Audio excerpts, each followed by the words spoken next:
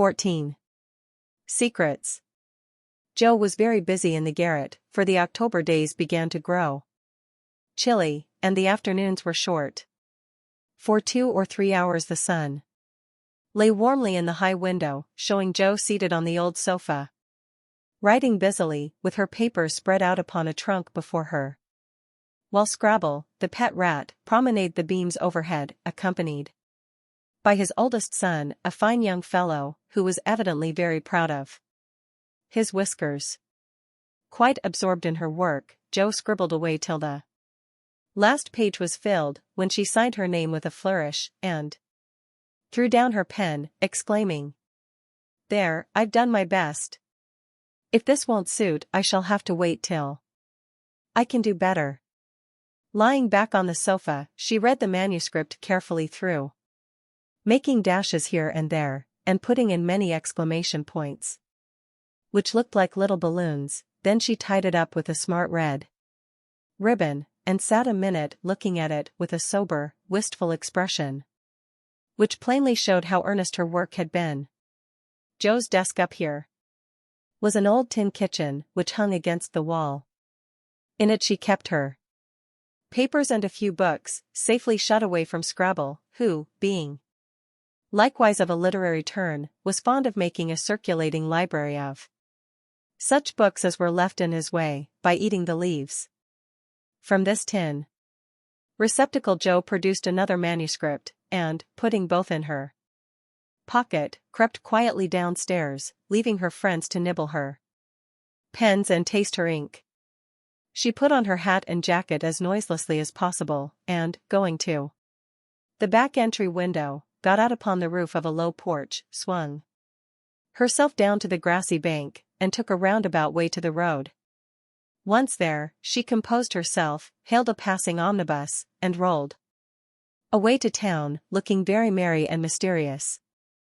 If anyone had been watching her, he would have thought her movements decidedly peculiar, for, on alighting, she went off at a great pace till she reached a certain number in a certain busy street. Having found the place with some difficulty, she went into the doorway, looked up the dirty stairs, and, after standing stock still a minute, suddenly dived into the street, and walked away as rapidly as she came. "This man, Uvra," she repeated several times, to the great amusement of a black-eyed young gentleman lounging in the window of a building opposite. On returning for the third time, Joe gave herself a shake, pulled her hat over her eyes, and walked up the stairs, looking as if she were going to have all her teeth out. There was a dentist's sign, among others, which adorned the entrance.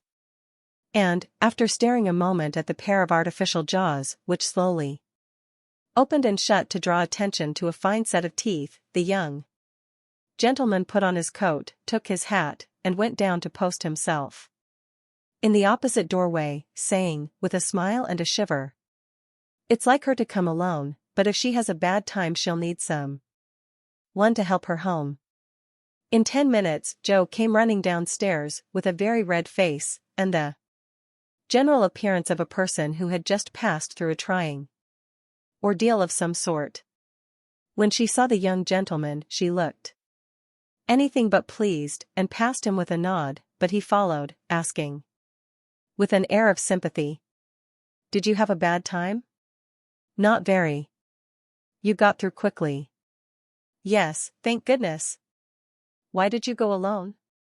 "Didn't want anyone to know." "You're the oddest fellow I ever saw. How many did you have out?" Joe looked at her friend as if she did not understand him, then began to laugh, as if mightily amused at something. "There are 2 which I want to have come out, but I must wait a week." "What are you laughing at?" "You are up to some mischief, Joe," said Laurie, looking mystified. "So are you."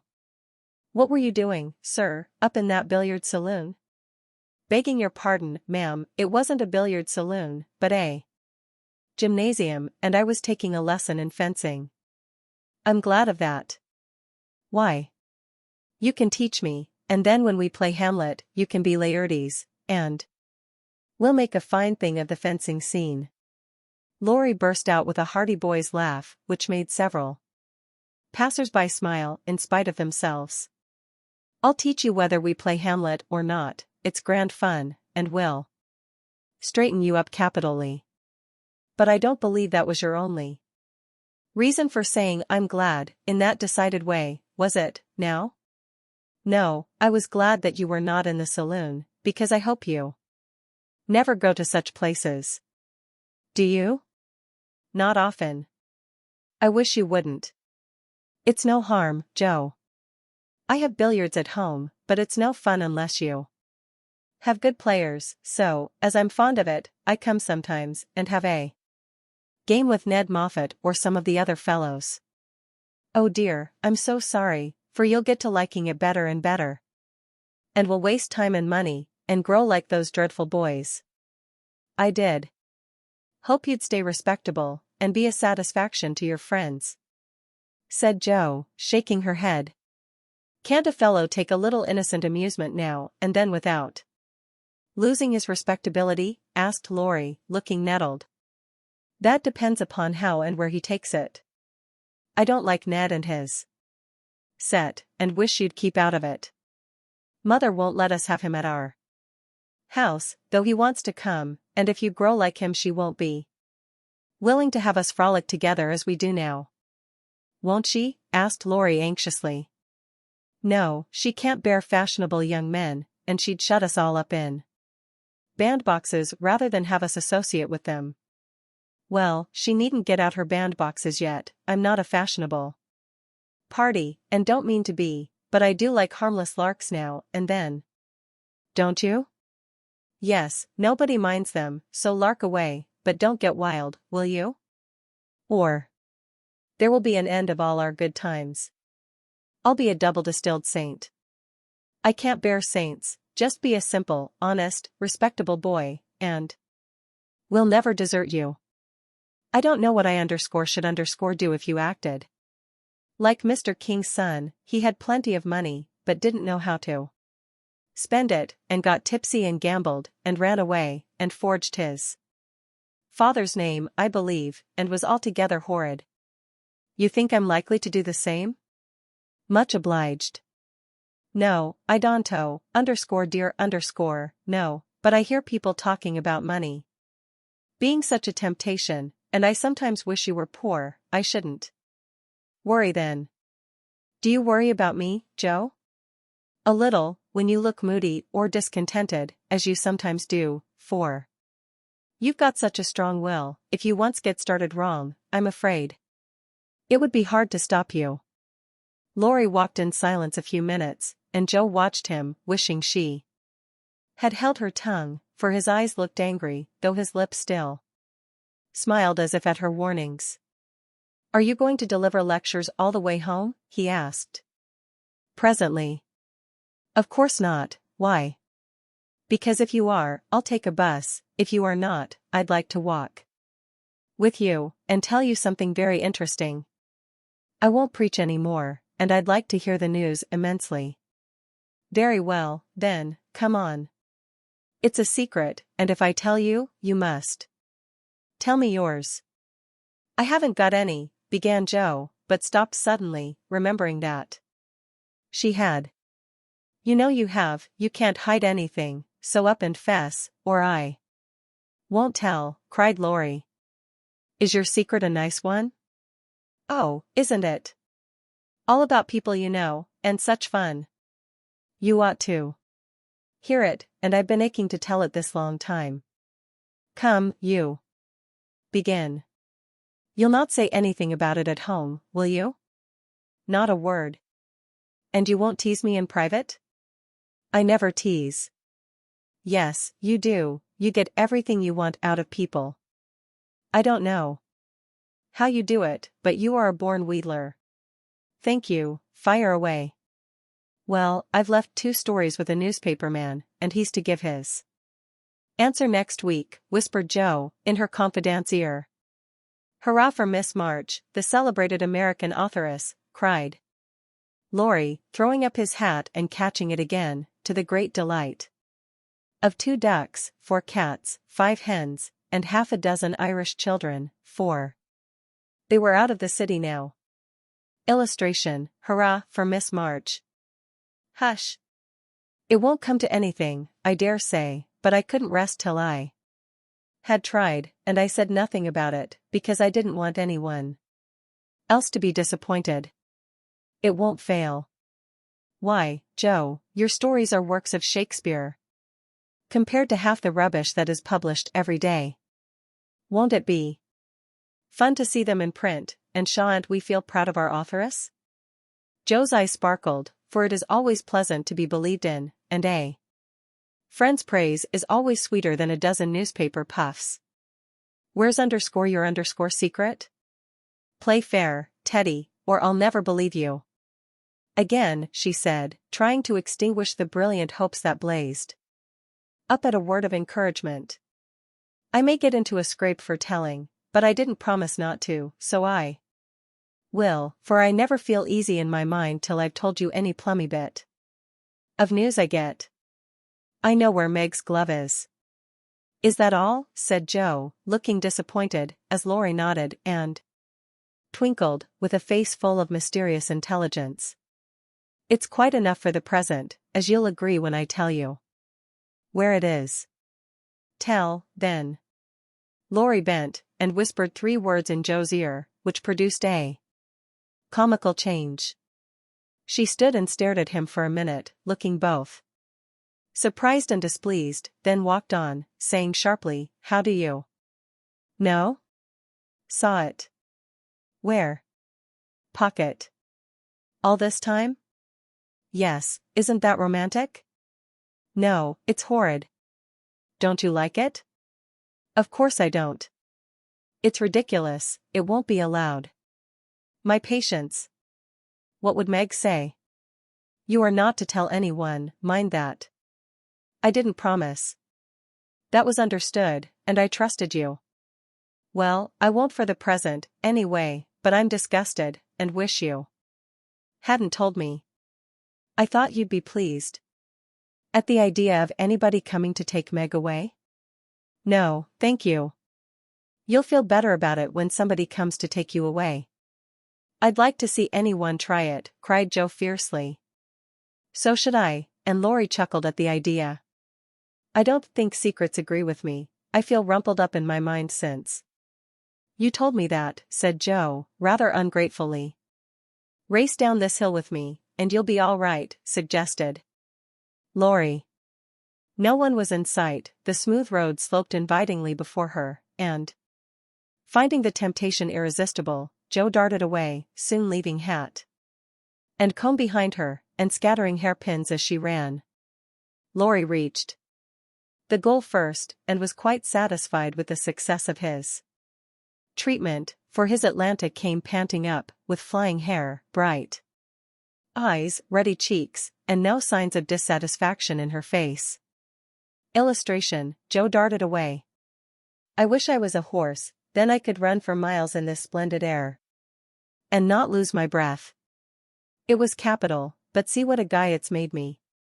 Go, pick up my things, like a cherub as you are, said Joe, dropping down under a maple tree, which was carpeting the bank with crimson leaves.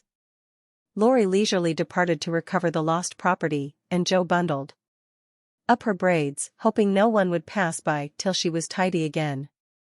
But someone did pass, and who should it be but Meg, looking particularly ladylike in her state and festival suit, for she had been making calls. What in the world are you doing here? She asked, regarding her disheveled sister with well-bred surprise. Getting leaves, meekly answered Joe, sorting the rosy handful she had just swept up. And hairpins, added Laurie, throwing half a dozen into Joe's lap. They grow on this road, Meg, so do combs and brown straw hats. You have been running, Joe, how could you? When will you stop such romping ways, said Meg reprovingly, as she settled her cuffs, and smoothed her hair, with which the wind had taken liberties.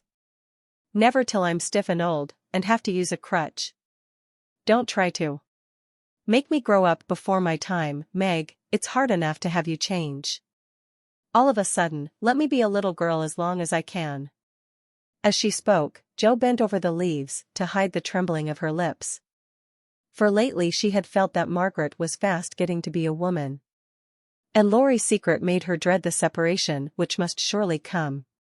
Some time and now seemed very near.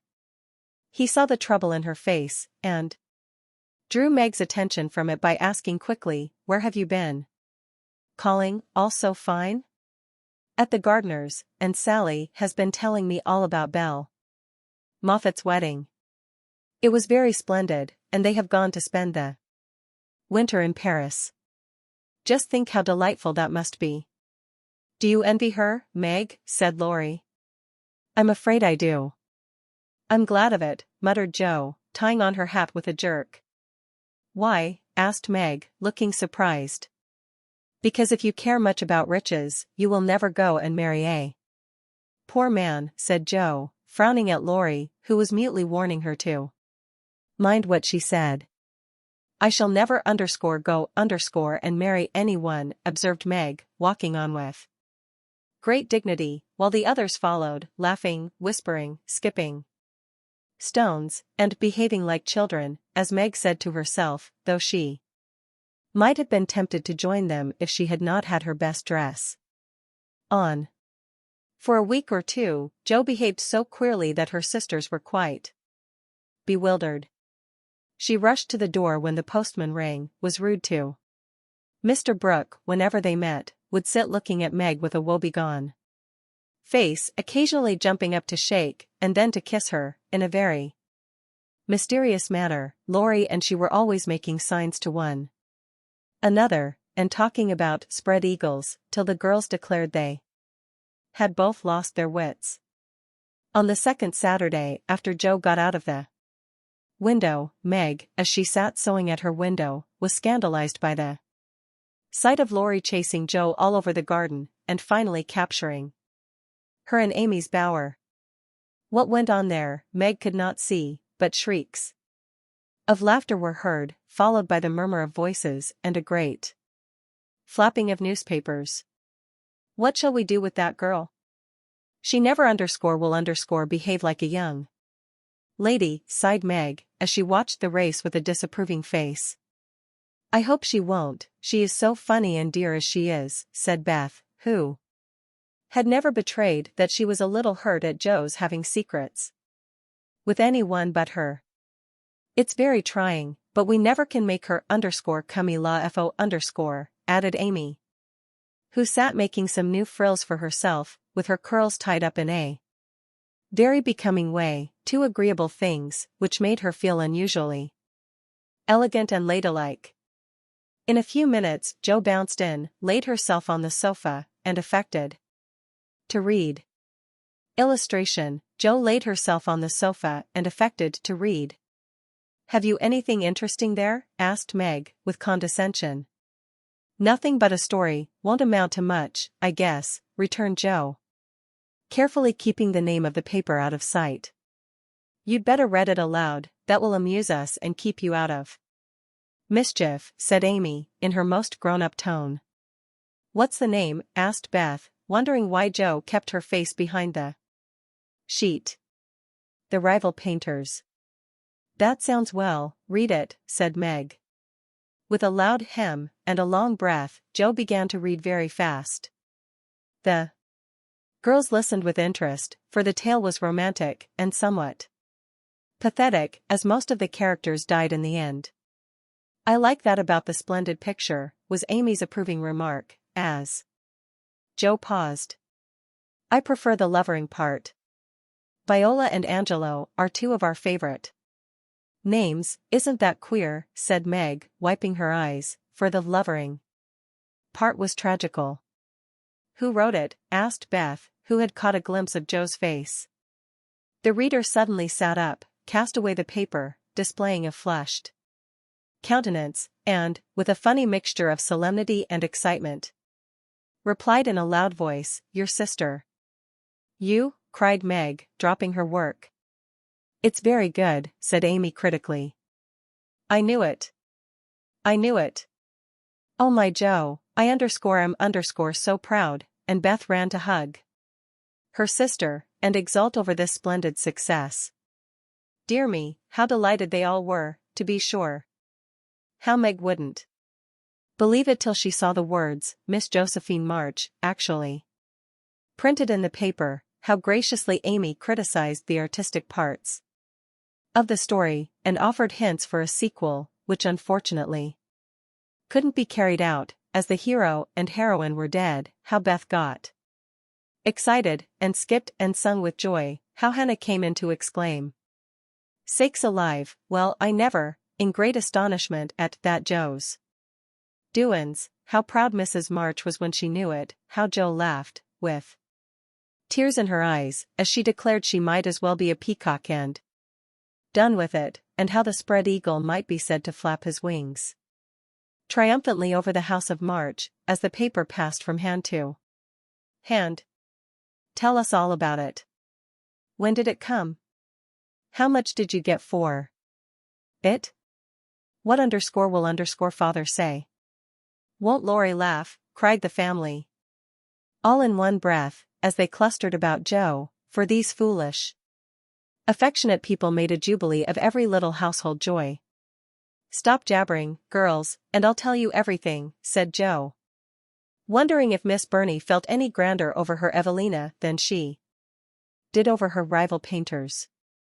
Having told how she disposed of her tales, Joe added, and when I went to get my answer, the man said he liked them both, but didn't pay beginners, only let them print in his paper, and noticed the stories. It was good practice, he said, and when the beginners improved, anyone would pay.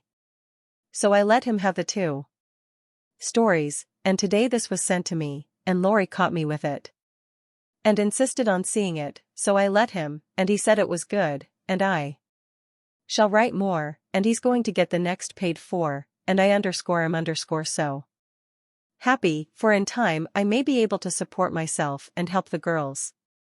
Joe's breath gave out here, and, wrapping her head in the paper, she bedewed her little story with a few natural tears, for to be independent, and earn the praise of those she loved were the dearest wishes of her heart, and this seemed to be the first step toward that happy end.